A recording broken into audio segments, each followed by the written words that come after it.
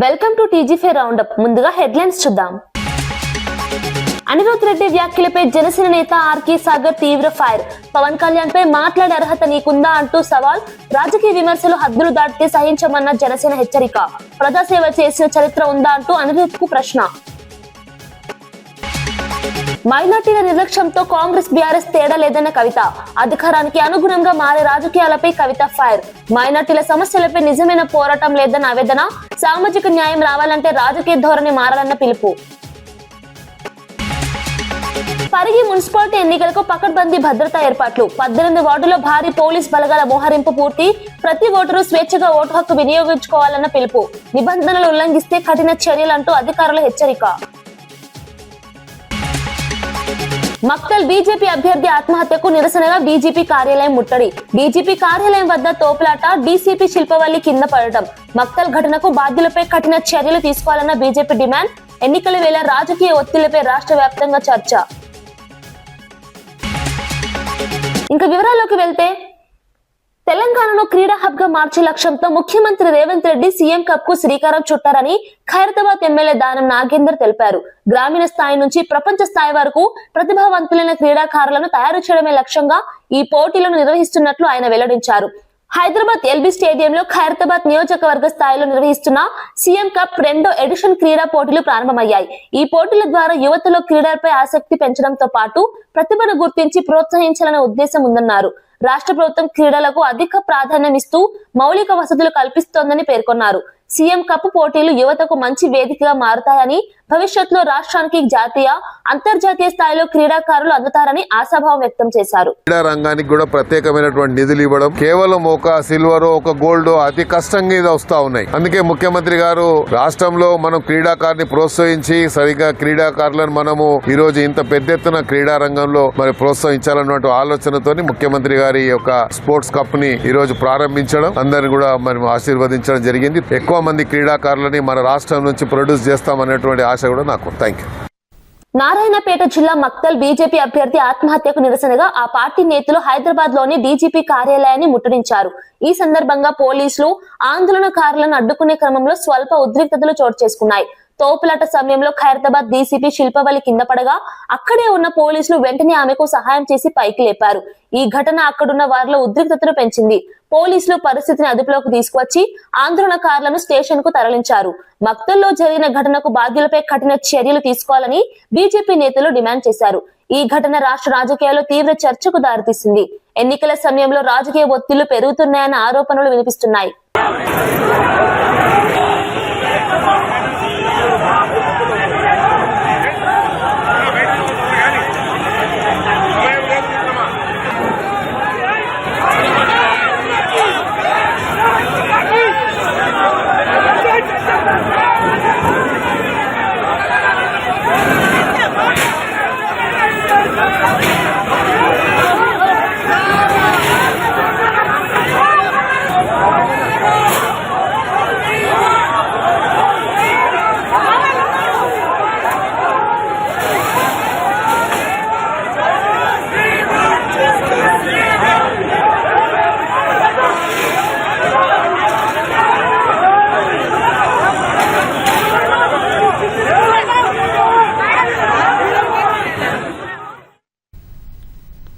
రంగారెడ్డి జిల్లాలో మున్సిపల్ ఎన్నికల నేపథ్యంలో పోలింగ్ సామగ్రి పంపిణీ ప్రక్రియ కొనసాగుతోంది.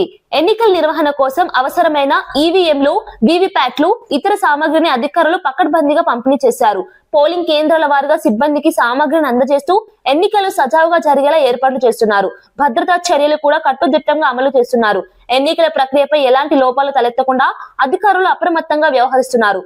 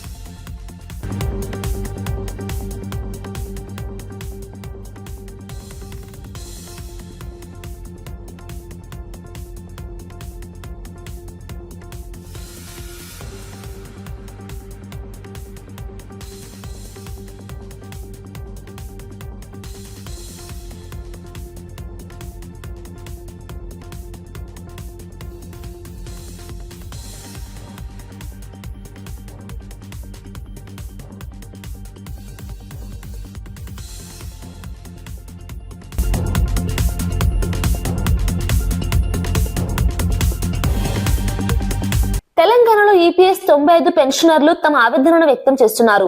ప్రస్తుతం కేవలం 2200 మాత్రమే పెన్షన్ అందుతుండటంతో జీవనం గడపడం కష్టంగా మారిందని వారు వాపోతున్నారు. కనీసం 7500 అయినా పెన్షన్ ఇవ్వాలని కేంద్ర ప్రభుత్వాన్ని కోరుతున్నారు. ప్రభుత్వాల తీరు కాకులను వెళ్లగొట్టి గద్దెలకు పెట్టినట్టుగా ఉందని విమర్శించారు. పెరిగిన ధరలు, వైద్య ఖర్చుల నేపథ్యంలో ఈ తక్కువ పెన్షన్ సరిపోవడం లేదన్నారు.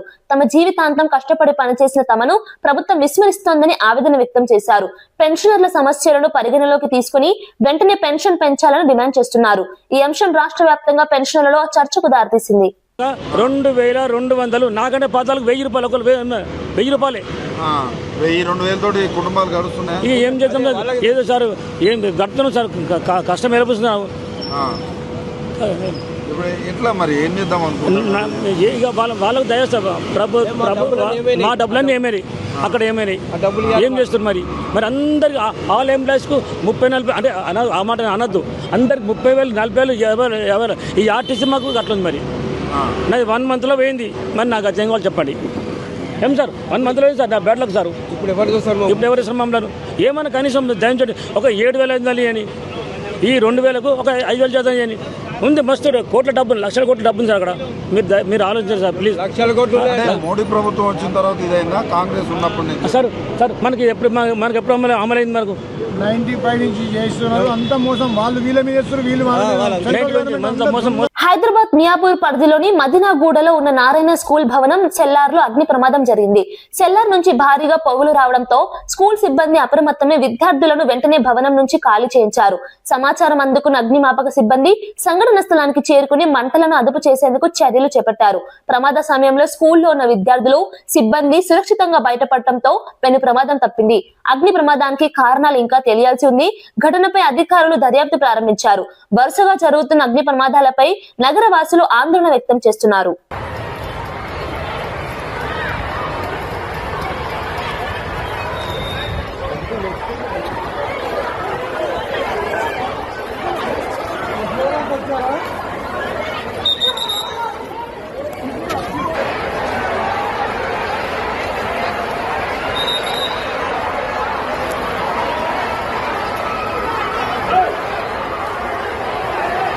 జడ్చర్ల కాంగ్రెస్ ఎమ్మెల్యే అనిరుద్ రెడ్డి చేసిన వ్యాఖ్యలపై జనసేన తెలంగాణ రాష్ట్ర ప్రచార కార్యదర్శి ఆర్కే సాగర్ తీవ్రంగా స్పందించారు. ఇటలీలో పుట్టిన సోనియా గాంధీ అధ్యక్షతన కాంగ్రెస్ నేతలు ఎన్నికల్లో పోటీ చేస్తున్నారని వ్యాఖ్యానించిన అనిరుద్ రెడ్డి మాటలు సిగ్గుచేటని మండిపడ్డారు. తెలంగాణలో పుట్టి తెలంగాణ ప్రజల మధ్య నుంచే పోటీ చేస్తున్న జనసేన అభ్యర్థులపై అనుచిత వ్యాఖ్యలు చేయడం ఆయన మానసిక స్థితిని ప్రశ్నించేలా ఉందన్నారు. పవన్ కళ్యాణ్ గురించి మాట్లాడే అర్హత అనిరుద్ రెడ్డికి లేదని స్పష్టం చేశారు. తన ఎమ్మెల్యే పదవిని ప్రజాసేవకు ఉపయోగించాడా అనే విషయాన్ని ముందుగా చెప్పాలని సవాల్ విసిరారు. ప్రజలకు సొంత డబ్బులతో సహాయం చేసిన చరిత్ర ఉందా అని ప్రశ్నించారు. రాజకీయ విమర్శలు హద్దులు దాటితే జనసేన సహించదని హెచ్చరించారు. సోనియా గాంధీ గారి అధ్యక్షతన మీరు పోటీ చేస్తున్నారు, మీకు సిగ్గుందా? ఒకసారి ఆలోచించుకోండి. మీకు రాజ్యాంగ విలువలు, ప్రజాస్వామ్యం తెలియకుండానే ఎమ్మెల్యే అయిపోయారు. ఎవరు ఎక్కడి నుంచి అయినా పోటీ చేయొచ్చు, ఆ మాత్రం తెలియకుండా ఎమ్మెల్యే అయిపోయారు. మేము తెలంగాణలో 336 మందికి, బడుగు బలహీన వర్గాలు, అతి సామాన్యులకి, పోరాట స్ఫూర్తి ఉన్న వాళ్ళకి, హక్కుల కోసం పోరాడే వాళ్ళకి టికెట్లు ఇచ్చాం. మీరు ఎలాంటి వాళ్ళకి ఇచ్చారో మీకే తెలుసు. ఆర్థికంగా లేకపోయినా గుండె ధైర్యంతో పోరాడుతున్నారు జనసేన కార్యకర్తలు. ఇక్కడ పవన్ కళ్యాణ్ గురించి మాట్లాడే అర్హత నీకుందా? నీ జీవితంలో ఎప్పుడైనా నీ స్వంత మణి తీసి నీ నియోజకవర్గ ప్రజలకు ఇచ్చావా? పవన్ కళ్యాణ్ గారు పదవిలో ఉన్నా లేకపోయినా సరే ఆయన స్వంత మణిని, కుటుంబాన్ని పక్కన పెట్టి సరి అందరికీ తన స్వంత కష్టాజితాన్ని పనిచేశారు ఎప్పుడో. అలాంటి ఆయన పట్టుకొని పిచ్చి పిచ్చి మాటల యాక్టరు, ప్యాకేజు, ఒక దేశ ప్రధానమంత్రిని పట్టుకొని పిచ్చి పిచ్చి మాటల. నువ్వేమేమిలాగా? నీకేదైతే ప్రజలు ఓటేసి గెలిపించారో వాళ్ళ అభివృద్ధి కోసం, వాళ్ళ సంక్షేమం కోసం పాటుపడు. అంతేగాని ఇలా పిచ్చి పిచ్చి మాటలు మాట్లాడి ఈ ఎమ్మెల్యేకి పదవికి ఉన్న గౌరవాన్ని తగ్గించరు. నీ వల్ల మిగతా ఎమ్మెల్యే కూడా చెడ్డ పేరు వస్తుంది. ఇక్కడ నుంచి ఇలాంటి మాటలు మాట్లాడితే ఇతర పార్టీలు కాదు, నీ పార్టీ వాళ్ళే హర్షించారు. గుర్తుపెట్టుకో మిస్టర్ అనిరుద్ రెడ్డి, నీ కార్యకర్తలు వచ్చే కొట్టేస్తారు ఇంట్లో నిన్ను. బీఆర్ఎస్ అయినా కాంగ్రెస్ అయినా మైనార్టీలను నిర్లక్ష్యం చేయడంలో తేడా లేదని బీఆర్ఎస్ నేత కల్వకుంట్ల కవిత తీవ్ర వ్యాఖ్యలు చేశారు. 2 ప్రభుత్వాల పాలనలోనూ మైనార్టీలకు తగిన న్యాయం జరగలేదన్నారు. అధికారంలో ఎవరు ఉంటే వారితోనే సన్నిహితంగా ఉంటూ రాజకీయ లాభాలు పొందడమే ఓవైసీ సోదరుల ధోరణిగా వివరించారు. ప్రజాస్వామ్య విలువలను కాపాడాల్సిన నేతలు అధికార చుట్టూ తిరిగే రాజకీయ సూర్యకాంతులుగా మారారని విమర్శించారు. మైనార్టీల సమస్యలపై నిజమైన పోరాటం జరగడం లేదని, మాటలకే పరిమితం అవుతున్నారని ఆవేదన వ్యక్తం చేశారు. తెలంగాణ రాజకీయాల్లో నిజమైన సామాజిక న్యాయం రావాలంటే ఈ ధోరణి మారాలని కవిత స్పష్టం చేశారు. पावर के गोल गोल घूमते रहते, जो भी पावर में जो भी इक्तदार में उनके साथ रहते हो। पहले तेलंगाना को अपोज करे, रॉयल तेलंगाना होना बोल के बोले, लेकिन जब तेलंगाना बना और केसीआर साहब हुकूमत में आए, जिनका मेन एजेंडा ही तेलंगाना फॉर्मेशन था, लेकिन उनके साथ मिलकर 10,000 पावर में शेयर करे। उस टाइम पे केसीआर साहब के वाह करते रहे। और अभी बिफोर दिस इलेक्शन 2023 से पहले उन्होंने क्या बुलाया रेवंत रेड्डी साहब को, इन्होंने आरएसएस के आदमी है बोल के बोले। लेकिन जब रेवंत रेड्डी साहब हुकूमत में आए तो उनके पास गए। अब इनका सीएमओ के पास आना जाना तो है, पावर के साथ आना जाना है।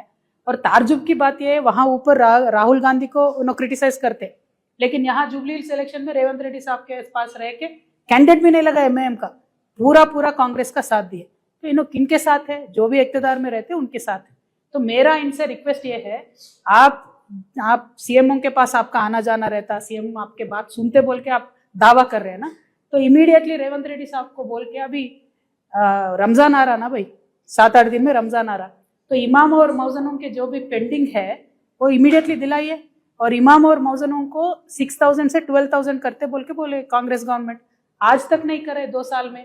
और आपको एक सवाल है मेरी एमआईएम पार्टी को और ओवैसी ब्रदर्स से, अब 2 साल से आप रेवंत रेड्डी साहब के साथ है, क्यों फिर एक भी बार रमजान का तोहफा नहीं दिलाया आप?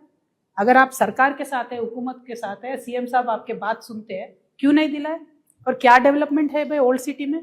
मैं अभी हाल ही में ओल्ड सिटी में हमारा दौरा हुआ, बहुत गंदा पानी आता है, सिटी बस कहीं नहीं जाता, स्कूल्स ठीक नहीं है, रोड्स ठीक नहीं है। आप हर सीएम के साथ है, केसीआर साहब के साथ 10 साल थे, इनके साथ 2 साल है, क्या कर रहे फिर आप? डेवलपमेंट कहाँ है? अब आप पूरे हैदराबाद के सराउंडिंग के पास जाके बोल रहे एमआईएम को वोट डाले, क्यों डालना? ओल्ड सिटी में कैसा है डेवलपमेंट? क्या ओल्ड सिटी में रहते हैं क्या? ओवैसी ब्रदर्स ओल्ड सिटी में नहीं रहते, बाहर रहते हैं। इनको खुद ताल्लुकात नहीं है ओल्ड सिटी से, अभी इन्हों बाहर जाके बोल रहे वोट देने के लिए। मेरा बोलना यह है कि इक्तदार में जो रहते हैं उनके साथ पावर आप शेयर कर रहे हैं, तो आप अपने कम्युनिटी के लिए कुछ कराइए, अपने कॉन्स्टिट्यूंसी के लिए कुछ कराइए। डेवलपमेंट वहां नहीं करा रहे और बड़े बड़े दावा कर रहे, बड़े दावा कर रहे हैं। तो जब रमजान आ रहा तो सारे दरगाहों को फ्री करेंट दिलाइए, सारे मस्जिदों को फ्री करेंट दिलाइए, साफ करवाइए, बजट दिलाइए, वो काम कीजिए। Thank you. जय तेलंगाना। న్యూఢిల్లీలోని అశోక రోడ్ లో నిర్వహించిన ప్రెస్ మీట్ రాజకీయంగా ప్రాధాన్యం సంతరించుకుంది. దేశవ్యాప్తంగా జరుగుతున్న రాజకీయ పరిణామాలు, రాష్ట్రాల పరిస్థితులు, ఎన్నికల వాతావరణంపై నేతలు తమ అభిప్రాయాలను వెల్లడించారు. ప్రజాస్వామ్యం, రాజ్యాంగ విలువల పరిరక్షణపై స్పష్టమైన సందేశాలు ఇచ్చారు. కేంద్ర, రాష్ట్ర ప్రభుత్వాల విధానాలపై విమర్శలు చేస్తూనే ప్రజా సమస్యలను విస్మరించొద్దని పిలుపునిచ్చారు. ఎన్నికల సమయంలో రాజకీయ ఆరోపణలు కాకుండా అభివృద్ధి, ప్రజా సంక్షేమమే ప్రధాన అంశంగా ఉండాలని అభిప్రాయపడ్డారు. మీడియా ప్రతినిధులు అడిగిన ప్రశ్నలకు నేతలు స్పష్టమైన సమాధానాలు ఇచ్చారు. ఈ సమావేశం రాబోయే రాజకీయ వ్యూహాలకు దిశానిర్దేశం చేసేలా ఉందని విశ్లేషకులు భావిస్తున్నారు. కాన్స్టిట్యున్సీలలో, మున్సిపాలిటీలలో స్ట్రేట్ ఫైట్ ఉన్నది బీజేపీకి, కాంగ్రెస్ పార్టీకి. కానీ ముఖ్యమంత్రి గారు కావాలని బీఆర్ఎస్ తో ఉన్నదనేటువంటి విషయము, ట్రయాంగిల్ ఫైట్ ఉందనే విషయము మాట్లాడుతూ ఉన్నారు. ఎందుకంటే కాంగ్రెస్ వ్యతిరేక ఓటు చీలాలనేటువంటిది ఆయన ఆలోచన. కానీ తెలంగాణ ప్రజలు చాలా చైతన్యమైనటువంటి ప్రజలు. మున్సిపల్ ఎన్నికల్లో కూడా మనం చూశాము, ఆ రోజు 50% సీట్లు భారతీయ జనతా పార్టీకి ఇవ్వడం జరిగింది. ఆ తర్వాత ఎమ్మెల్సీ ఎన్నికలు కూడా మనం చూశాము, 2కు 2 సీట్లు ఉత్తర తెలంగాణలో 46 అసెంబ్లీలో జరిగినటువంటి ఎన్నికల్లో ముఖ్యమంత్రి గారు వచ్చి ప్రచారం చేసి ఇదే విధంగా బురద జల్లినప్పటికీ, తప్పుడు ప్రచారం చేసినప్పటికీ తెలంగాణ ప్రజలు, ముఖ్యంగా విద్యావంతులు, మేధావులు, ఉపాధ్యాయులు 2కు 2 ఎమ్మెల్సీలు ఉత్తర తెలంగాణకు సంబంధించి బీజేపీని గెలిపించడం జరిగింది. ఈరోజు ఒక ఉత్తర తెలంగాణనే కాదు, అన్ని మున్సిపాలిటీల్లో కూడా మంచి వాతావరణంతో ఎన్నికల ప్రచారం జరిగింది. వాళ్ళు ఈరోజు ఓటర్లకు ఇచ్చేటువంటి డబ్బు ప్రచారం చూసిన తర్వాత కాంగ్రెస్ పార్టీ, బీఆర్ఎస్ పార్టీ తమ తమ బడ్జెట్లను డబుల్ చేసుకొని ఈరోజు ప్రచారం చేస్తా ఉన్నారు. ఈరోజు అన్ని ప్రాంతాల్లో ప్రజలు బీజేపీ వైపు మొగ్గు చూపుతా ఉన్నారు. నేను అనేక రకాలుగా తెలంగాణ నారాయణపేట జిల్లా మక్తల్లో బీజేపీ వార్డు అభ్యర్థి ఎరుకల మహాదేవప్ప మృతి అంశంపై పార్లమెంట్ లో తీవ్ర స్పందన వ్యక్తమైంది. ఇది కేవలం ఒక వ్యక్తిగత విషాదం కాదని తెలంగాణలో నెలకొన్న రాజకీయ వాతావరణానికి అద్దం పట్టే ఘటనగా అభివర్ణించారు. షెడ్యూల్ ట్రైబ్ కుటుంబానికి చెందిన యువ నాయకుడు ఎన్నికల్లో పోటీ చేయాలనే ధైర్యం చేసినందుకు తీవ్ర ఒత్తిడికి గురయ్యాడని వ్యాఖ్యానించారు. సీఎం రేవంత్ రెడ్డి నేతృత్వంలోని కాంగ్రెస్ పాలనలో ప్రజాస్వామ్యం ప్రమాదంలో పడిందని ఆరోపించారు. గ్రామ స్థాయి రాజకీయాల్లో భయం వాతావరణం నెలకొన్నదని, ఇది ప్రజాస్వామ్యానికి శ్రేయస్కరం కాదన్నారు. ఈ ఘటనపై సమగ్ర విచారణ జరపాలని డిమాండ్ చేశారు. అందులో ముఖ్యమంత్రి గారు సొంత జిల్లాలోనే ఈరోజు అనేక రకాలుగా దౌర్జన్యాలు చేస్తా ఉన్నారు. ఆ ఎన్నికల్లో ఈరోజు కిడ్నాప్ చేస్తా ఉన్నారు. బీజేపీ అభ్యర్థి ఈరోజు సూసైడ్ చేసుకోవడం జరిగింది. ముఖ్యమంత్రి గారు సొంత జిల్లాలో దౌర్జన్యము, దోపిడీ, కిడ్నాప్లు, డబ్బులు అంచడాలు, ఈ రకంగా అత్యాచారాలు చేస్తా ఉన్నారు. దీని మీద నేను సవాల్ తీసుకొస్తున్నాను. ఖండించాల్సిందిగా కోరుతా ఉన్నాను. పరిగి మున్సిపాలిటీ ఎన్నికలను సజావుగా నిర్వహించేందుకు అన్ని ఏర్పాట్లు పూర్తయ్యాయని మున్సిపల్ కమిషనర్ వెంకటయ్య తెలిపారు. 18 వార్డుల్లో ఎన్నికల ప్రక్రియను పకడ్బందీగా నిర్వహించేందుకు పోలీస్ బలగాలను మోహరించినట్లు చెప్పారు. రాష్ట్ర ప్రభుత్వం మున్సిపల్ ఎన్నికలను ప్రతిష్టాత్మకంగా తీసుకున్నందున ఎలాంటి అవాంఛనీయ ఘటనలు జరగకుండా చర్యలు తీసుకుంటున్నామన్నారు. ప్రతి ఓటరు స్వేచ్ఛగా ఓటు హక్కు వినియోగించుకోవాలని పిలుపునిచ్చారు. ఎన్నికల నియమావళి ఉల్లంఘిస్తే పార్టీతో సంబంధం లేకుండా కఠిన చర్యలు తప్పవని హెచ్చరించారు. అధికారులు, రిటర్నింగ్ అధికారులు, ఎన్నికల సిబ్బంది సమన్వయంతో పనిచేస్తున్నారని వివరించారు. నిర్ణయించిన మేరకు మున్సిపాలిటీలో పాటు రాష్ట్ర స్థాయిలో 116 మున్సిపాలిటీలో ఈరోజు ఎన్నికలకు సన్నద్ధమైంది. దీంట్లో భాగంగా ఈరోజు పరిగిలో ప్రతి ఒక్క పిఎస్కు అంటే పరిగి పురపాలక సంఘంలో కూడా 38 పోలింగ్ స్టేషన్స్ ఉన్నాయి. ఆ ప్రతి పోలింగ్ స్టేషన్కి 5 మంది సిబ్బంది నియమించబడ్డారు. వారితో పాటు అబ్జర్వర్స్ ఉంటారు, మరియు వారితో పాటు జోనల్ ఆఫీసర్స్ కూడా ఉంటారు. ప్రతి ఒక్కరు కూడా ఈ యొక్క ఎన్నికలను సజావుగా నిర్వహించుటకు పర్యవేక్షణ చేస్తూ ఉన్నారు. మరి ఈరోజు ఈ యొక్క డిస్ట్రిబ్యూషన్ సెంటర్లో మొత్తం అందరూ కూడా సిబ్బంది వచ్చేసి వాళ్ళ యొక్క మెటీరియల్ కూడా తీసుకోవడం, పరిశీలించుకోవడం కూడా జరిగింది. మరి ఈరోజు పోలింగ్ స్టేషన్స్కు వెళ్ళడం జరుగుతూ ఉంటుంది. మరి అక్కడ పోలింగ్ స్టేషన్కి వెళ్ళినప్పుడు ఎవరైతే అభ్యర్థులు ఉన్నారో వాళ్ళకు సంబంధించిన వాళ్ళంతా ఏజెంట్లను సాయంత్రం లోపు పీఓలను సందర్శించి ఏజెంట్ యొక్క ఫామ్ను తీసుకొని అక్కడ దరఖాస్తు చేయాల్సింది కూడా కోరుతా ఉన్నా. దాంతోపాటు ప్రతి ఒక్క ఓటర్ కూడా పాల్గొనాలంటే 18 రకాల ఐడెంటిటీ కార్డ్స్ ఉంటాయి. అవన్నిటి యూజ్ చేసి ఏదైనా ఒక ఐడెంటిటీ కార్డు తీసుకొని ఓటర్ యొక్క కేంద్రానికి వెళ్లాల్సిందిగా ప్రజలను కోరుతా ఉన్నా. మరి మరొక విషయం ఏంటంటే ప్రజలు కూడా ప్రతి ఒక్కరు కూడా ఈ ఓటింగ్లో పాల్గొని ఓటింగ్ పర్సంటేజ్ పెంచాలని వాళ్ళందరితో కోరుతా ఉన్నా. మరి దీనికి ప్రతి ఒక్క పార్టీ నాయకులు కానీ ప్రజలు కానీ అందరూ సహకరించి ఈ ఎన్నికలను సజావుగా ముందుకు కొనసాగుటకు మరి ఎన్నికలకు సన్నద్ధం చేయడం జరిగింది. కాబట్టి మీరందరూ కూడా సహకరించాలని మున్సిపల్ తరఫున, ఎన్నికల కమిషన్ తరఫున నేను కోరుతా ఉన్నా. మరోసారి హెడ్లైన్స్ చూద్దాం. అనిరుద్ రెడ్డి వ్యాఖ్యలపై జనసేన నేత ఆర్కే సాగర్ తీవ్ర ఫైర్. పవన్ కళ్యాణ్ పై మాట్లాడే అర్హత నీకుందా అంటూ సవాల్. రాజకీయ విమర్శలు హద్దులు దాటితే సహించమన్న జనసేన హెచ్చరిక. ప్రజాసేవ చేసిన చరిత్ర ఉందా అంటూ అనిరుద్ కు ప్రశ్న. మైనార్టీల నిర్లక్ష్యంతో కాంగ్రెస్ బీఆర్ఎస్ తేడా లేదన్న కవిత. అధికారానికి అనుగుణంగా మారే రాజకీయాలపై కవిత ఫైర్. మైనార్టీల సమస్యలపై నిజమైన పోరాటం లేదన్న ఆవేదన. సామాజిక న్యాయం రావాలంటే రాజకీయ ధోరణి మారాలన్న పిలుపు.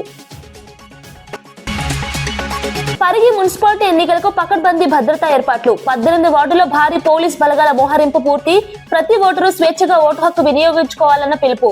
నిబంధనలు ఉల్లంఘిస్తే కఠిన చర్యలంటూ అధికారుల హెచ్చరిక. మక్తల్ బీజేపీ అభ్యర్థి ఆత్మహత్యకు నిరసనగా బీజేపీ కార్యాలయం ముట్టడి. బీజేపీ కార్యాలయం వద్ద తోపులాట, డీసీపీ శిల్పవల్లి కింద పడటం. మక్తల్ ఘటనకు బాధ్యులపై కఠిన చర్యలు తీసుకోవాలన్న బీజేపీ డిమాండ్. ఎన్నికల వేళ రాజకీయ ఒత్తిళ్లపై రాష్ట్ర వ్యాప్తంగా చర్చ.